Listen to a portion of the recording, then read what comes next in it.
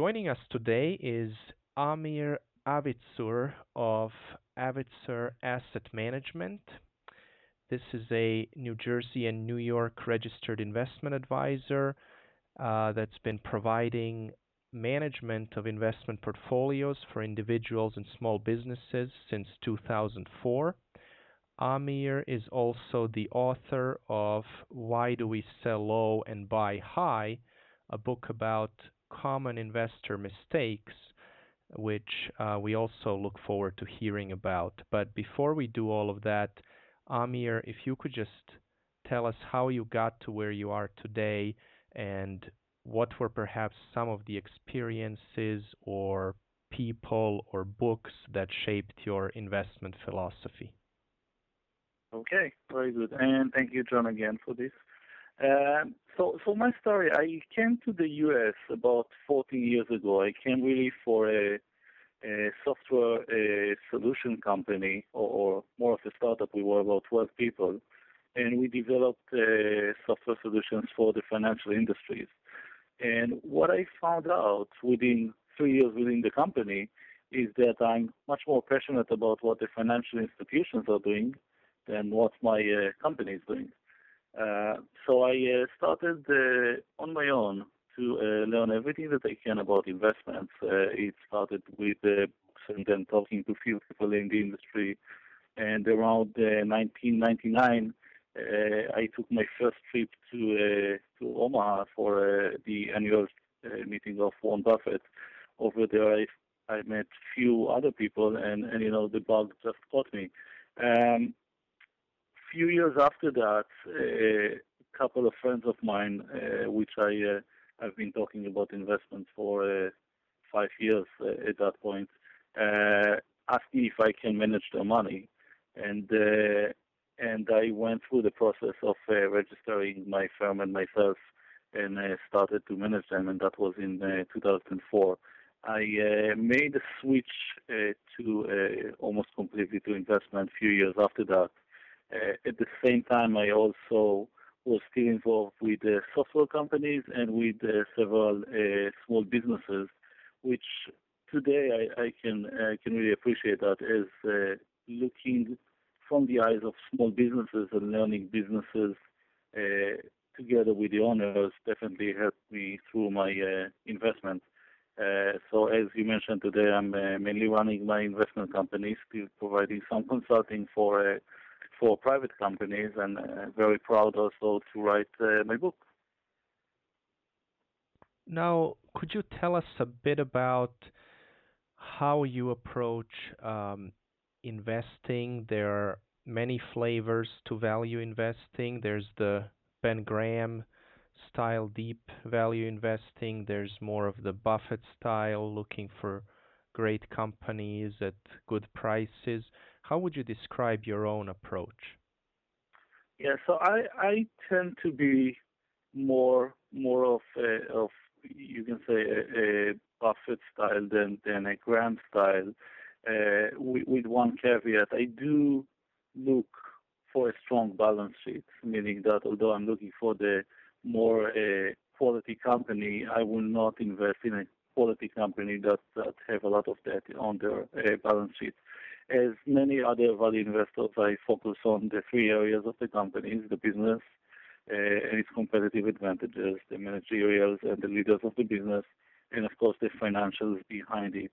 One thing that I learned from both Mr. Buffett and Munger is the need, or although it's against your psychological well-being, is the need for me to try to kill my ideas. So one thing that I do is that part of researching of a company, and even if I think that it's the greatest company ever, I will spend at least several days just to try to kill the company and try to understand what can destroy the industry, what can destroy the company.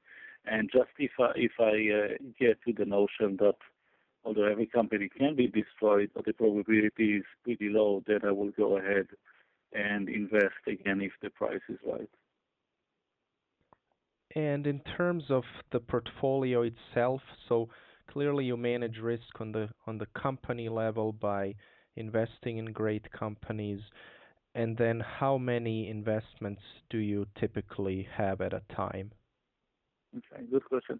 So all of us know that it's not easy to find great companies, especially if you're looking for the larger cap companies. It's even tougher. So this is why I tend to be more on the mid cap to smaller cap companies.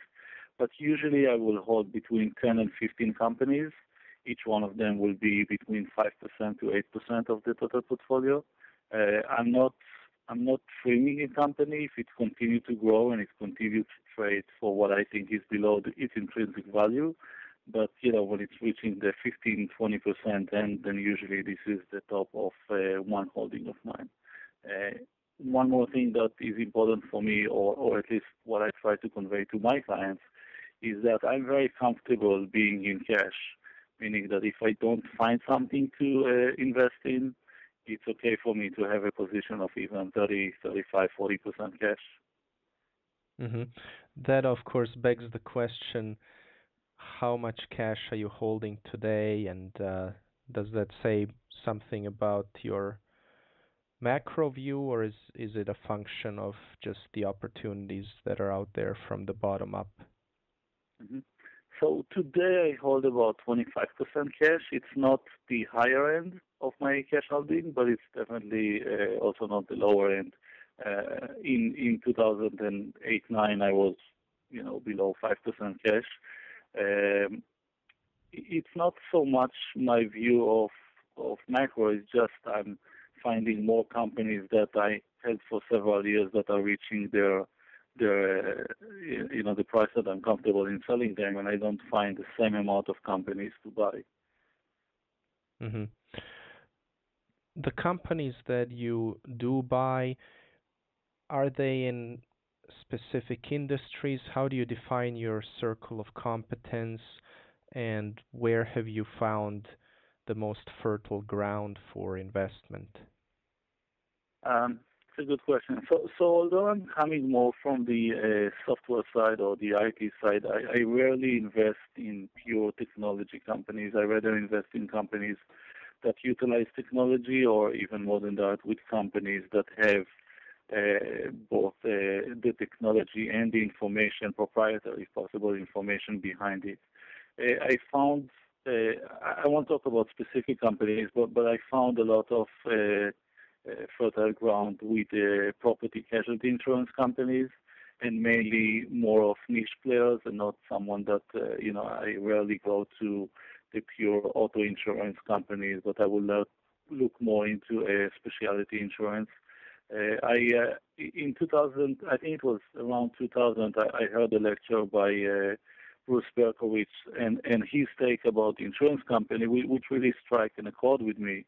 And he mentioned that if you find a good property casualty insurer that mostly operate with an underwriting profit, and if you can find an insurer like that over a long time, and if that insurer can take the float and generate at least 5%, I think you mentioned 5% after tax investment return, then if you look at this 5% and see what this operation can generate, and if the multiple of that versus the price is low, then usually it's a good investment. And it did work for me several times in the past, mainly in the early, more toward the early 2000s, and I do see more opportunities in that area today. Now, for some of our members who are maybe not as familiar with analyzing a property casualty insurer, can you tell us a bit about what are some of the key metrics that you look at when you're analyzing that kind of company? Yeah, and that's a very good question. I mean, first of all, it's not that simple to analyze an insurance company, and there's many flavors of insurance. And as I mentioned, I'm not investing in any type of insurance. I tend to go just to the property casualty. I mean, one of the issues with the insurance company is that they're pretty much selling a commodity product. Everyone can copy them. Everyone can try to sell it, and a lot of people will try to go with the person or the company that will sell it at the lowest price. So that's the bad news about the insurance industry. Usually, you don't have a lot of the pure barrier of entry, such as fixed assets or proprietary information or patents and things like that. What I found that I'm looking the most is really looking at the insurance operation as two separate companies. One of them being the operations or the insurance part, and the other one being the investing operations. I am trying to look of companies that are focusing more on profitability and underwriting gains, meaning that when they write their policies and later on when they need to pay for this policy as a whole, if you take the entire policy world together for this company, then they will pay less than they got, and that will consider an underwriting gain. I am not looking for companies that are forcing growth with insurance, meaning that when there is a soft cycle in insurance, meaning that there's a lot of competition and the price is going down. I will hope that the companies that I'm looking at and the companies that I invested with will reduce the volume and not increase the volume, and will be willing to wait, even if it takes several years. And it does with insurance, especially property casualty insurance. It does take several years until cycles are turning around. So again, I'm looking for, from the insurance point of view, that the company will insure something that is unique, something that is niche, and they will insure it in a very profitable manner, and not necessarily will look at premium growth. On the other side of the fence, which is the investment operation of the insurers, I'm looking for companies that are a little bit different than your typical insurance company. Your typical insurance company will mainly invest in fixed income. It could be government bonds, it could be treasuries or municipals or corporate bonds. But I'm looking for companies that will invest in other things as well, and mainly in equity investments, stocks, and even private businesses. Of course, there are some names that are fairly well known to value investors, whether it's a Markel or Greenlight Capital Re. Are those the types of insurance companies that would meet some of your criteria? Yeah. Mm-hmm. Yes. I think one of the key things, and I forgot to mention it, but one of the key things is to track it over a long time. Unfortunately for Greenlight, their operation is not in the 20, 30 years, while the other name that you mentioned, Markel, do have a longer time. And the idea behind the importance of looking at a company over a long time is that a lot of what they do, the time when they will need to pay for what they insure will take quite a bit of time until they will need to pay out. So you want to make sure that whatever they reserved for paying out and their estimate, because the reservation, you never know how much you really need to pay. So you want an operation that is conservative in nature and making sure that they will pay, or at least estimate it as close as possible to what they eventually will need to pay.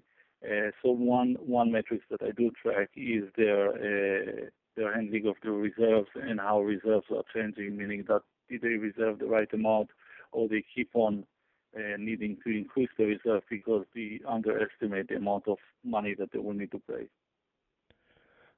Charlie Munger has repeatedly talked about the power of incentives, and I would imagine with insurance companies, the type of compensation structure that the agents get or the underwriters get can make a big difference. So how important is that to your analysis, and what do you like to see when you look at how insurance companies incentivize their people? Yeah, that's a very good question. As I mentioned, I would like to see that the main incentives will come from writing profitable insurance policies, and not necessarily in writing as many policies as possible. So I would like to see incentives that are first not just 1 year or 1 quarter incentives, but are rolling over to several years and several cycles within the insurance company. And I would like to see that the incentives are tied to the profitability of the company more so than the growth of the revenue of the company. Do reinsurance companies hold any appeal for you, considering that they're maybe the ultimate commodity type of insurance? It's I don't invest a lot with pure reinsurance company, although some of the holdings that I have divisions that are doing reinsurance. It's a little bit trickier, let's say that, and you're dependent more on information that is not just your information in order to insure the other company. So I rather go with a company that might have reinsurance, but it's not their main operation. Hmm. Shifting gears a bit, can you tell us um, a bit about what other types of companies have interested you in the past or interest you today, just in terms of the features of their business model? Yeah.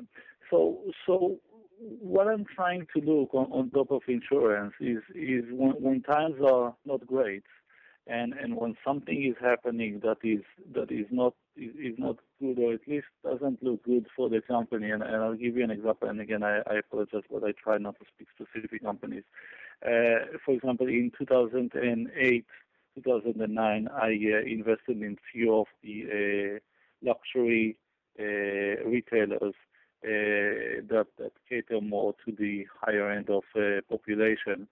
And the idea behind it is that I'm trying to find a situation in which it's good companies with good brands that consistently can generate positive cash flows that are growing over time, facing a situation in which there is a temporary time in which their cash flow is diminishing because fear of people, because recessions, because depressions and things to that sort. And at that specific times, those companies usually are selling for much less than they're worth at normal times. Again, I'm not trying to look at times that when everyone is happy and cash is flush, but I'm looking at over a longer time of their operations and the growth of their operations. How did they perform? And when times are not great, then I will invest in them. And on the other end of the scale, I will invest also in companies that are selling more of a mass product, but at prices when people don't have a lot of money to invest in, at prices that people can afford it. I didn't invest in this specific category, but a category that I did look at was all the dollar stores and the lower end of the retailers, where a lot of people just shifted there when money was tight. Now, Warren Buffett has talked about competitive advantage not obviously being important, but maybe what's even more important is how sustainable is that competitive advantage. How do you actually go about judging sustainability? It's easy to spot a current competitive advantage, but what kinds of things do you look at when you want to decide, is it going to last for 10 or 20 or 30 years? Yeah, that's a good question, and there's several competitive advantages that I look at them. One of the more obvious, and I think Mr. Buffett speaks about it quite a bit, is the ability to increase your prices, and especially today we're not yet in any inflationary times, but it's possible that it will happen. So I do look at companies that can increase their prices. And to your questions, and maybe this is why I try to avoid pure technology companies. I tend to look more at companies that have a longer history and that are selling products that people will need for a longer period of time than just today, or these products don't change that much. And of course, one that come in mind is the Coca-Cola company. But another one that might come in mind is companies that are selling products or services that are bundled within the operation of other companies. So if you look, for example, if we go back to the insurance industries, I do look at companies that for years are selling proprietary information to insurers. And the insurance industry, although there's a lot of new products and there's a lot of new risks that are being covered, a lot of this proprietary information is coming from not a huge set of companies. So I will look at the companies that provide this type of information, and this information later on is being bundled within the operation of the insurance company. So it's not that easy for them as a competitive advantage that is called switching cost. It's not that easy for them to switch from this proprietary information into another set of information. Hmm. Now, if we could talk a little bit about some of the insights in your book and the central question, which is the title of the book, Why Do We Sell Low and Buy High? Theoretically, everyone wants to do the opposite. So, what is the main reason that we can't seem to get it done? Okay, that's a good question. And maybe just 1 or 30 seconds really about the book. The reason for me to write this book is not, this is not a book like The Intelligent Investors or Security Analysis. The book is geared toward people to understand the basic concepts about investments and the basic psychological tendencies of themselves and other people that cause them not to make the right decision. And as the book is called, the idea is that we need to recognize why we're doing things when we're doing them, and to try to recognize it before we're even doing this. So a lot of the concepts there were talked many times by Mr. Munger and Mr. Buffett and other people like them.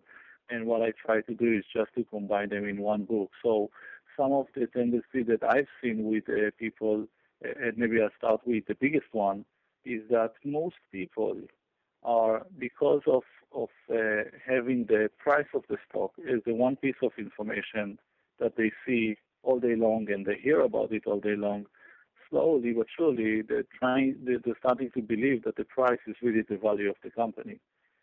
So if they see a company that is traded at $10 and the next day it's 11 and the next day it's 12, they started to believe that really the value of the company itself is growing, and they don't move from just hooking up to the price into really deciphering the competitive advantages of the company, the industry in which they operate, the leaders of the companies, and they just make the mistake of focusing on the price. And unfortunately, when you focus on the price, one, you usually don't know when to buy, and even worse than that, you usually don't know when to sell. And then other psychological factors are coming into play. So, for example, if you focus only on the price and the price is starting to drop every day, if you don't know the value of the company behind this price, then you have the fear of losing as a psychological factor that is starting to impact you more and more and more until you just give up, and you usually sell at the time which is the worst. Other factors that I speak about in the books are our overconfidence, again, tying back to not knowing the price and continuing with investing and making sure or believing that we know more than everyone else. I'm talking about some of the social aspects of being an investor surrounded with other people that are telling you if you're right or wrong, and how can you go against the herd, if I may use this word, and invest based on your reasoning and not based on tips or other factors from other people. I wrote this book because I just saw so many people just making the same mistake over and over and over, and they don't even try to understand what is the mistake. What I hope that will happen is not necessarily that the book will have many people that will now be want to do just investment, but the least is that I want to have as many people as possible understanding the basic of investment and understanding the basic of question or the basic questions that they need to ask themselves or their advisor before they invest either in buying or selling shares of companies. What do you think is the single biggest mistake that investors tend to make? So I think the single biggest mistake is, as I mentioned, it's the inability to distinguish between price and value. I think that more and more people are just going with the price as the guidance of when to buy or to sell. It's interesting because a lot of people that I've talked to, they have this huge reverence for the market, and they even say things like the market is always right, and then they still invest thinking they will somehow make money. It doesn't really make sense if you think the market is always right that you should put any effort into choosing stocks. Um, and the other thing is, your book seems to really put its finger on what basically causes people to make the wrong investment decisions or to buy at the wrong time and sell at the wrong time. But do you think that is really something fixable? Because you can tell people many times about value investing, and some will get it, and some just seem to never get it. So, is there something? Do you really have hope that that folks can ultimately learn and see the light, so to speak? Yeah, it's it's an interesting question. I I think that what happens is that there is even another level. I think even people that understand it, they find that it's too hard. I think Peter Lynch said once that people invest more time in planning their vacations than buying a stock. And I think as it becomes easier and easier to trade in stock and trade in tools that are mimicking either stock behaviors or index behavior or market behaviors, people will lose more and more the truth that there is a company behind the ticker. So I don't know. I think people today have even less attention span than people in the past. I do hope that, hopefully maybe even with my book or many other books, people will want to do the right thing. And sometimes when there's a lot of pain in the market and when all your assumptions are just proven wrong to you, as it was for many people in 2008 or 2009 and before that in 73 and 74, I think more people maybe will tend to try to learn the right way or a better way to invest. I think one of the issues is that there's a lot of institutions that are teaching about market efficiencies, as you mentioned, that the market is always right. And as long as this is the core teaching, then it will be very tough to help the new generation to learn about it. I see the hope with teenagers. I see more and more teenagers that are interested in that, and I do hope that they will be guided to the right approach and they will learn the right way, and not saying value investing is the right way or not, but at least to have the opportunity to challenge yourself and say, maybe what I'm learning in the university is not necessarily the right way. And every time that I speak and people are telling me about the market as almost as a figurehead that tells you what to do and is always right.